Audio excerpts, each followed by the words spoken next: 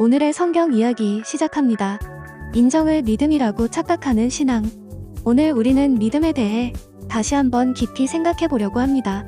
특히 우리가 일상적으로 사용하는 믿는다는 말과 실제로 하나님이 원하시는 믿음 사이의 차이에 대해 다루려 합니다. 종종 우리는 예수님을 인정하거나 고백하는 것 자체를 믿음이라고 여깁니다. 하지만 성경은 인정만으로는 충분하지 않다고 말합니다.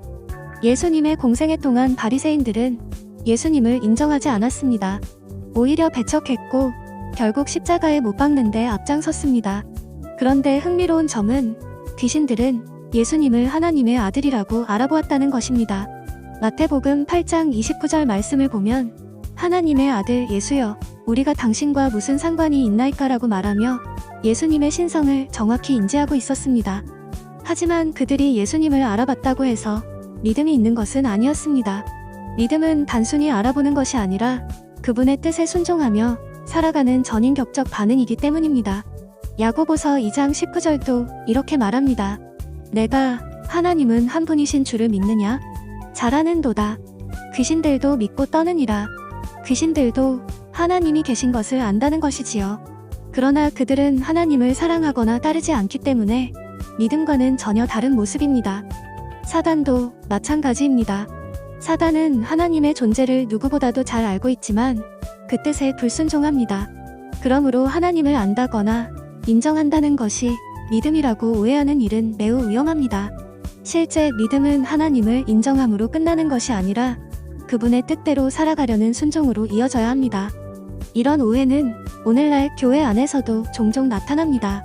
많은 이들이 주는 그리스도시요 살아 계신 하나님의 아들입니다라고 고백하며 그것이 곧 믿음이라고 생각합니다.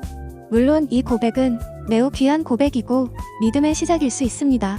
하지만 그 고백에 걸맞은 삶의 순종이 뒤따르지 않는다면 그 믿음은 온전한 믿음이 아닐 수 있습니다. 마태복음 7장 21절 말씀을 보면 예수님께서도 분명히 말씀하셨습니다. 나더러 주여, 주여 하는 자마다 천국에 들어갈 것이 아니요 다만 하늘에 계신 내 아버지의 뜻대로 행하는 자라야 들어가리라.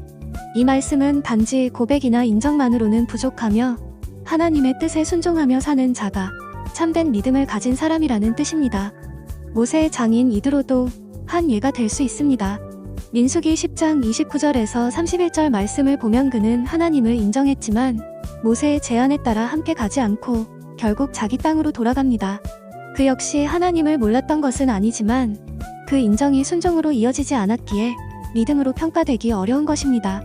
결국 하나님은 단순히 인정받는 분이 아니라 우리의 삶을 통해 영광받기 원하시는 분입니다. 이 말씀을 통해 우리는 믿음의 본질을 다시금 점검해야 합니다. 고백은 가볍고 쉽지만 순종은 무겁고 어렵습니다. 그러나 우리가 가볍게 주여, 주여를 외치는데 그치고 삶의 열매로 이어지지 않는다면 그 믿음은 다른 이들에게도 오히려 기독교에 대한 왜곡된 인상을 줄 수 있습니다.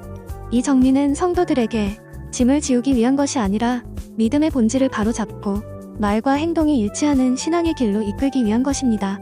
하나님께서 원하시는 믿음은 그분을 삶의 중심에 두고 따르며 말씀에 따라 살아가려는 중심에서 비롯됩니다.